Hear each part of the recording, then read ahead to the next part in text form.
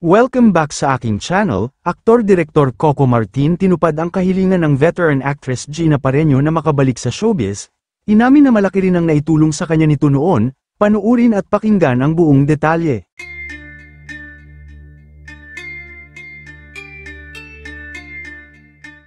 Matapos nang makiusap at manawagan ng veteran actress Gina Pareño sa kanyang naging panayam kamakailan na gusto niya muling makabalik sa showbiz upang makapagtrabaho muli, finally ay nakarating ito sa aktor, direktor at bida sa Batang Quiapo na si Coco Martin. Matatandaan na marami ang nagparating kay Coco Martin at hiniling na sana raw ay tulungan niya ang veteran actress na magkaroon muli ng acting project tulad ng hiniling nito kamakailan sa isang interview na kung saan ay naging emosyonal siya. Kaya naman nang makarating ang mensahe ni Gina kay Coco ay agad nagsalita si Coco, at sa pamamagitan nga sa naging interview niya sa ABS-CBN News ay sinabi nito na tutuparin niya ang kahilingan ng veteran actress na muling makabalik sa showbiz. Ayon sa naging pahayag ni Coco, actually, nakaano na nga yan, hindi kasi pwede na isasalang mo agad, sabi ko hindi kasi ako nagbibigay ng trabaho for the sake na mabigyan mo ng trabaho.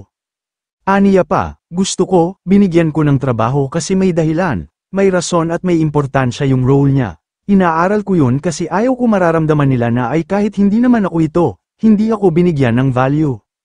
Dagdag niya pa, tsaka lola ko yan, sobrang mahal na mahal ko yan, at si Tita Gina, isa sa mga nag-alaga at nagturo sa akin nung nagsisimula ako sa TV.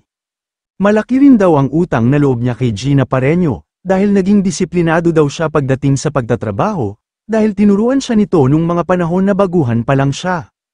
Aniya, talagang kung ano ako ngayon, isa sa mga disiplina ko, yung pagtutok ko sa trabaho, yung characterization, galing sa kanya.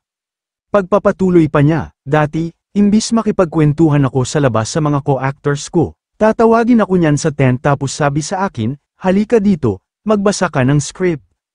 Ganun daw kahigpit at kadisiplina si Gina pagdating sa trabaho kaya naman napakarami niyang natutunan dito na isa din sa naging dahilan kung bakit nandito siya ngayon sa kinalalagyan niya.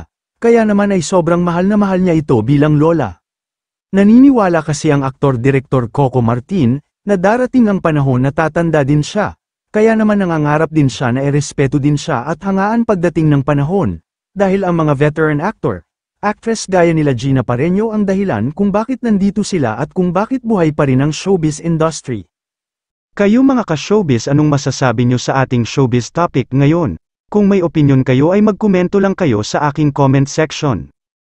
At syempre kung bago pa lang kayo sa aking channel ay mag-subscribe na kayo para lagi kayong updated sa mga showbiz trends na ina-upload ko. Maraming salamat po.